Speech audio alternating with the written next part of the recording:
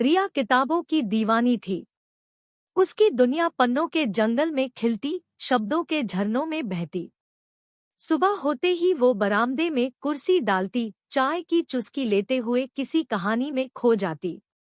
School का library उसका जादुई महल होता, जहां वो घंटों गुम रहती, नई किताबों की महक को सूंघती।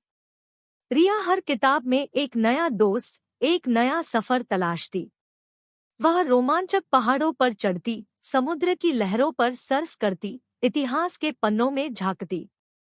परीक्षाओं की राजकुमारियां उसकी सहेलियां बनती, काल्पनिक शहरों में वो अपनी कहानियां रचती। किताबें सिर्फ मनोरंजन नहीं थी, बल्कि ज्ञान का दीपक थी। रिया उनसे विज्ञान के रहस्यों को खोलती, इतिहास के पाठ पढ़ती, दुनिया के अनोखे कोनों की सैर करती। वो कविताओं से सपने बुनती, लेखों से विचार सीखती, हर किताब उसे कुछ नया सिखाती। एक शाम बरसात में लाइट चली गई। रिया ने माँ की बगल में बैठकर उन्हें कहानी सुनाई, किताबों से सीखे इतिहास और विज्ञान को रचकर। माँ उसकी आंखों में चमकती बुद्धि और अनथीन कहानियों से मंत्रमुग्ध थी। उस रात अंधेरे कमरे में रिया के दिल में रोशनी जग रही थी।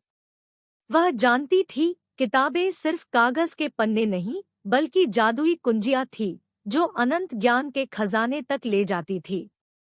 और रिया अपनी कहानी बना रही थी, हर किताब के साथ खुद को नया संस्करण लिखती हुई।